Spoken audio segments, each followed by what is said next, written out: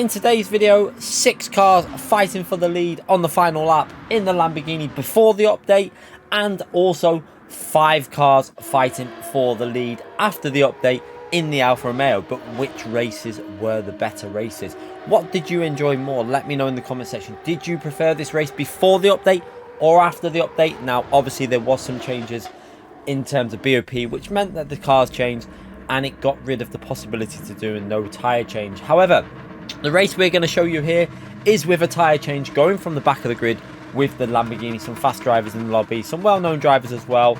And yeah, let's see how this goes. Now, it doesn't start particularly great as I try and get a bit of a jump at the start there and get penalised ever so slightly. But I've got to be honest with you, I think that punishment is not enough at a standing start. Let me know what you think about that. I personally think when you jump the start like that, your punishment should be a bit more severe than pretty much losing no time at all, because you can see I'm still in P13 and we're going to try and go around the outside there of the LFC fan. However, couldn't really make that move work around the outside, so we're going to try and find another place to make this move. So making sure we break in quite early in these corners with these standing starts. And that is another thing, standing starts, do they make Gran Turismo better? In my view, they definitely do.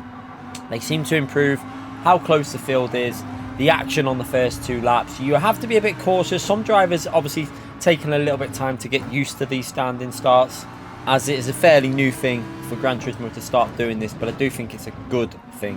However, like I've said in the previous video at Red Bull Ring, I do think it's not the best alternative. I think a good alternative would be manual rolling starts like Assetto Corsa and stuff like that, where you're in control. I do think that would make sense, as well as standing starts. Standing starts could be used in conjunction with the manual rolling start, so hopefully for the next Gran Turismo that will be incorporated. As we're going for a move up the inside of LFC fan, and we managed to make that move up into P12 and in now into the slipstream, into P11 slipstream and P10. But you can see just how close this race, even with a bit of a hectic start there, we're still only 5 seconds away from the lead. So we're not out of this race here, as P10 goes for a move on the inside there, and we're going to get the slipstream and also take that position off of P11 there, and sorry, into P11 and putting that driver down to P12. So going for a move now into the turn 1 corner. You can see there, going late as we can on the brakes and holding the inside line and managing to make that move up into P10. So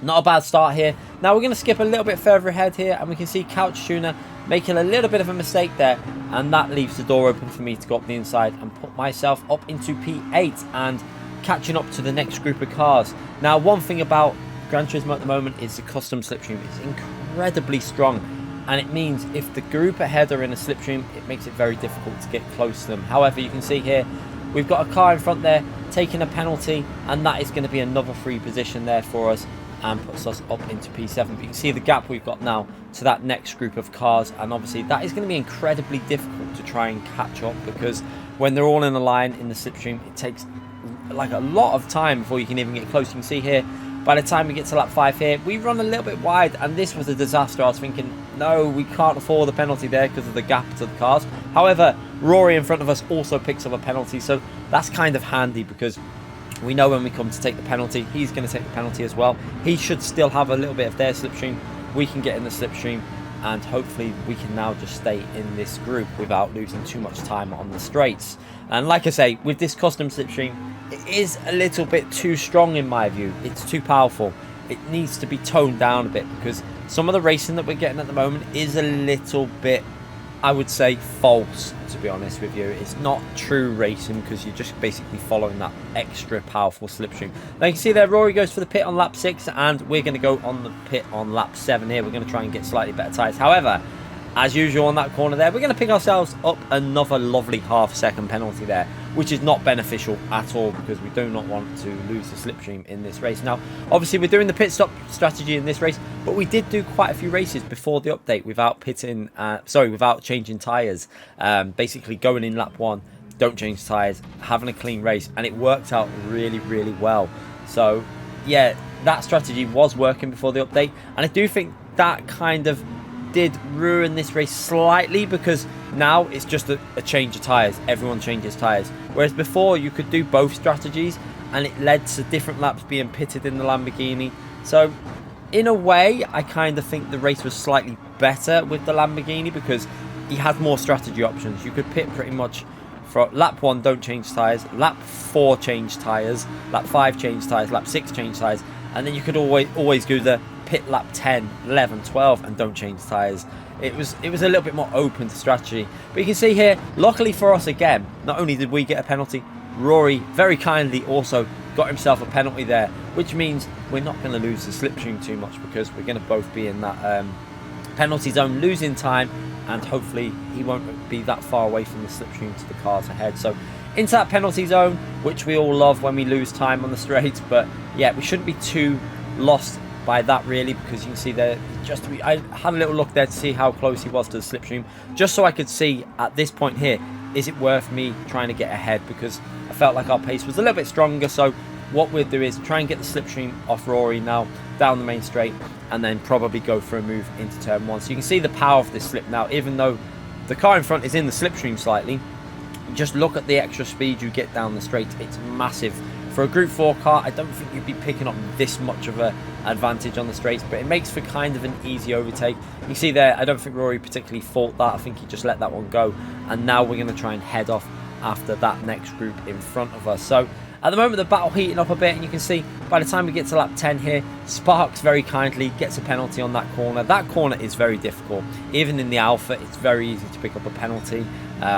It's a very weird corner because you naturally want to get on that throttle really early to really push that speed on this straight, but it's understeery in these 4-wheel drive cars. So yeah, we're into the slipstream now, trying to get a good exit off the tight hairpin, and you can see there we're in a good position at this stage, and we're not too far off the lead battle. We're around 3 seconds, but you can see here as we skip a little bit further ahead, we're actually a little bit closer now. It looks like there's been a little bit of chaos, a little bit of fighting at the front, which has meant we're under 2 seconds from the lead now as Sparks takes that penalty. And that puts us in a good position, and when we look behind us in the mirror there, we can see Rory goes for a bit of a lunge on Sparks, and that costs them the slipstream, which is good for us because it means they're going to be slightly out of this battle. However, a little bit further on the lap, you can see there was a lot of fighting in front of us, and you can see Sparks did manage to get back into the slipstream because of just the action that's going on in front of us here before we start the final lap. You can see we've got 6 cars all wanting the lead in this race. Well, 5 cars. I'm actually not really that worried at this stage. I just want to hang back and try and get a good exit from this corner.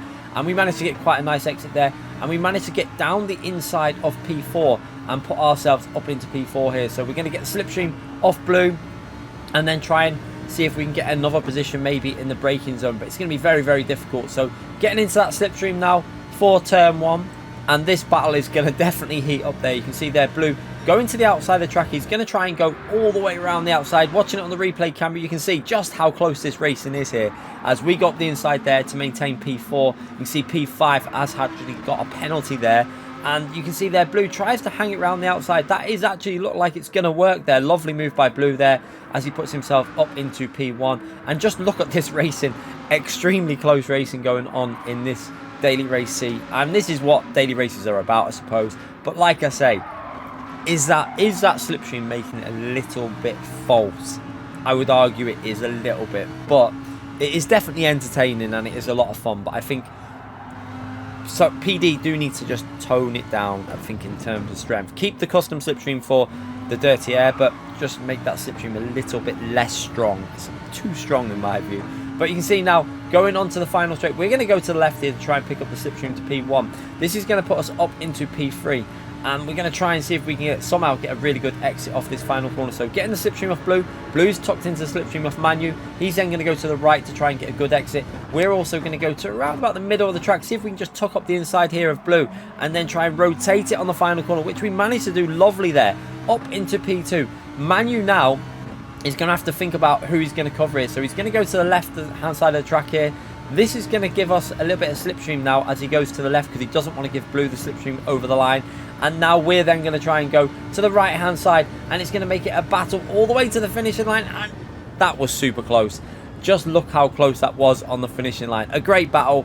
Unluckily, we come out in P2, but a really good battle there to the finish. And not bad in terms of position gained. We went from P13 all the way up to P2, so a pretty solid race in the end there. So next up, we are going in the Alpha. Now this is after the update, so things have changed a little bit. BOP has completely changed, but one thing that remains the same is everyone is in the same car, and that is because this Alpha is incredibly dominant. Again, just like the Lamborghini, the Alfa is very overpowered on this combination. Also brilliant at the standing starts as well. So starting from P1 in this race, not from the back of the grid, a little bit more competitive at the front, a little bit later on in the week. So obviously setting a lap time and trying to get ourselves as close to the battle at the end as possible for the win. So starting the race as per usual from P1 here, we just want to try and maintain a solid opening lap, just keep that P1 and try not to battle too much on this opening lap. You do not want to end up in the cars that are in P6, 7 and 8, because you just get dragged into fights that you don't want to be in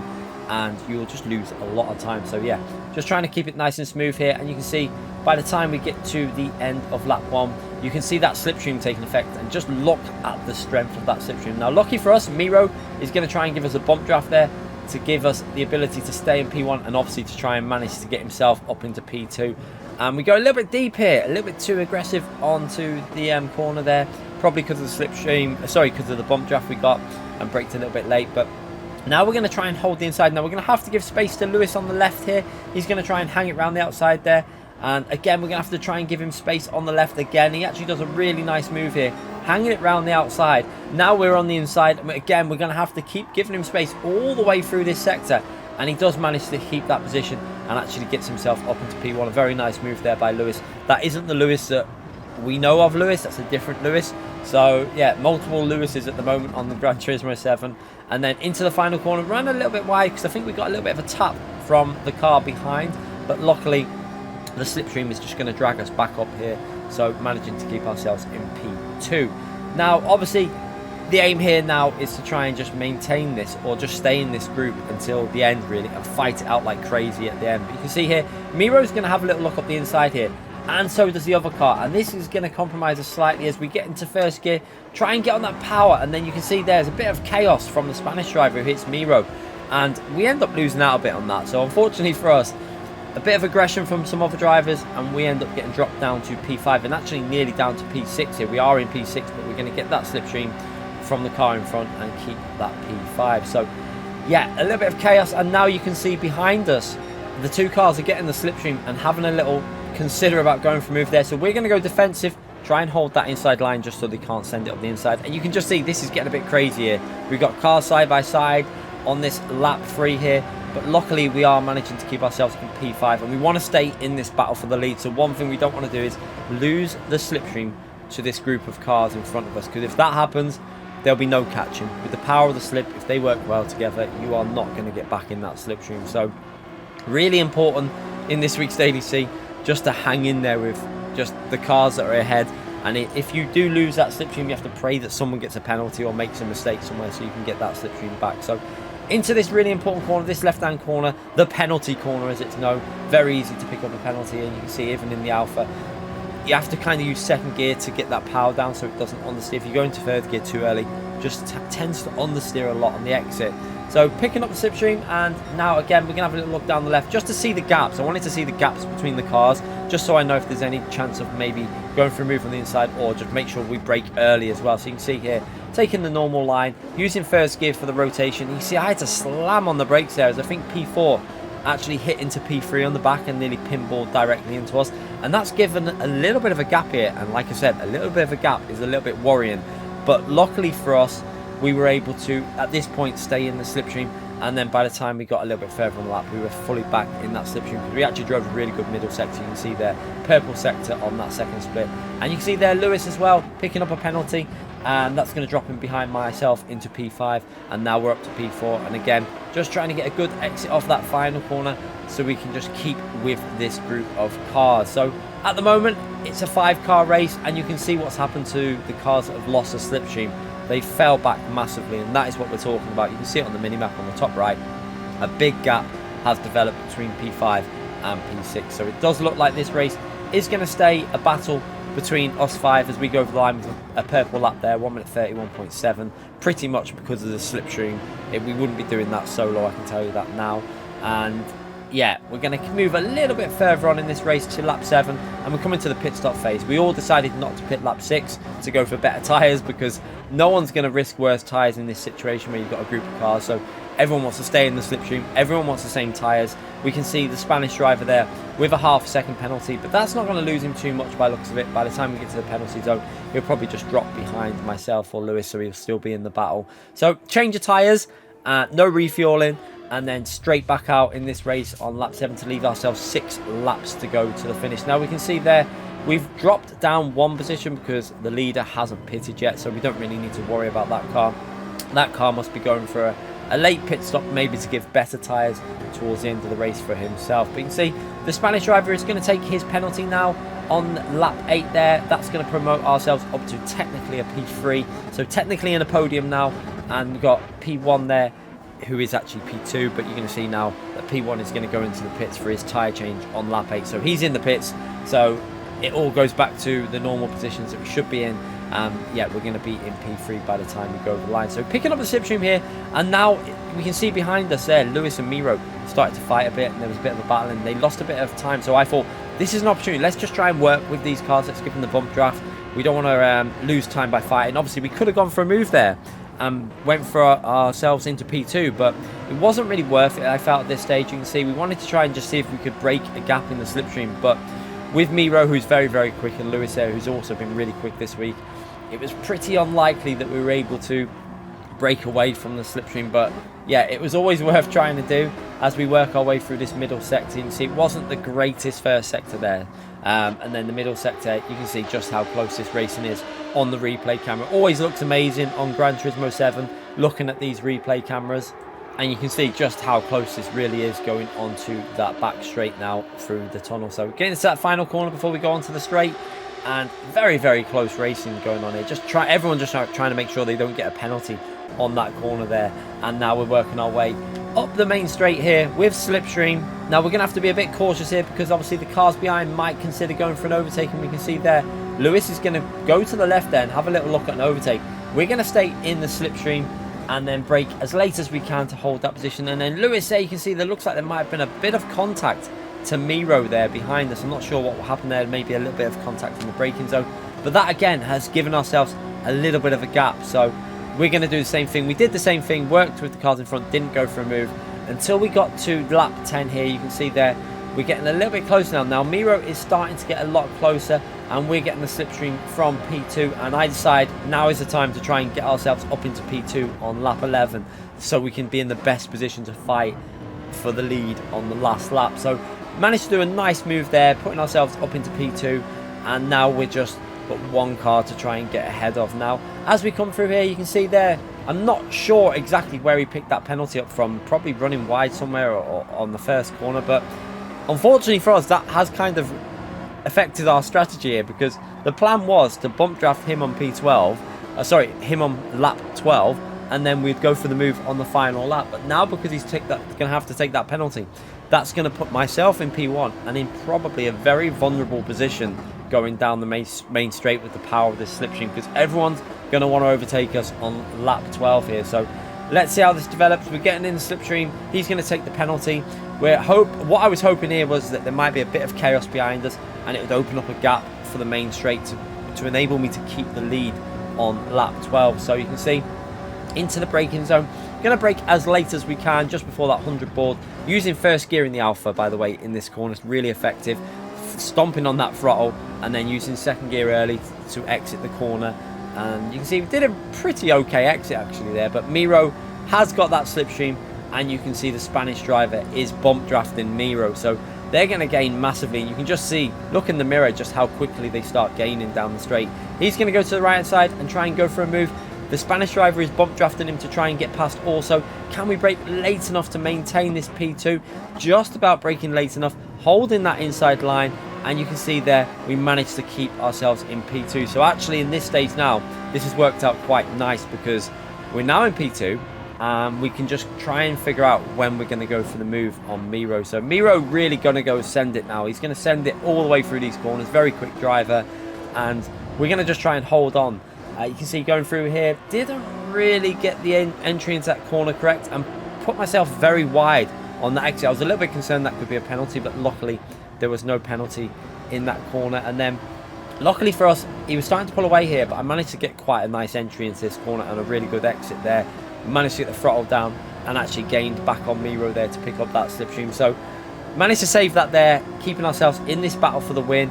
And now we're going to get that slipstream and hope we can go for a move somewhere. So going into the last corner, would we go for a move here? We're going to go to the right hand side and just try and give ourselves a good exit, because we can see there's a lot of cars behind us that are going to try and do stuff as well. And again, we're going to use that first gear for the exit speed, and then up into second gear. We get a bit of a hit off someone there. I think it was Lewis. Drove into the side of the car. Luckily for us, it didn't spin us.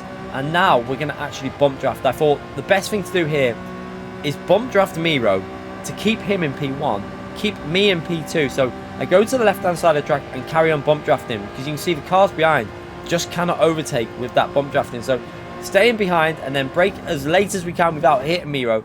Hold on to P2 here, and then we can try and go for a move at the latest possible opportunity on the main straight maybe. So again, working out quite nice. We've got the cars going side by side behind us, and you can just see again on this final lap, absolute incredible racing, just like the Lamborghini race, very close. And it's hard to call which race has been better. Like I said, the Alfa is still giving great racing round here. The only downside to the Alfa is you have to pit lap 6 or 7 pretty much. If you don't, you're going to get absolutely obliterated with a tyre wear. So it kind of just eliminates that unknown factor with people saying, right, I'm not going to change tyres, I'm going to take a risk and then try and get ahead and try and hold on at the end. I did like that about the Lamborghini race. It really made the strategy options really interesting. But this race is just a flat out, all out race pretty much. Everyone pits around the same time. And you can fight a little bit more in this race. That is one thing. The fighting's a bit more aggressive, because you know that there's no one going to be doing a no tyre change, because it won't work. So we managed to get this move done on the straight there with the power of the slipstream.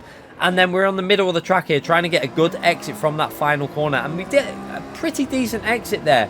And we are in P1, and we can see there, Lewis is in P2, and Miro is in P3. But you can see Lewis is getting that slipstream, and this works out really nice, because as he gets close enough to go outside of the back of our car, it's right on the corner, and that gives me the inside line. And Miro's going to try and go over the line as well, and see just how close that was. Lewis 0.006 of a second behind us, but we finally managed to take that win, and 5 cars within 0.2 of a second on that finishing. Absolutely amazing racing. If you enjoyed that, hit the like button, subscribe to the channel, and I'll be back with more videos in the future. Thanks again for watching, everyone.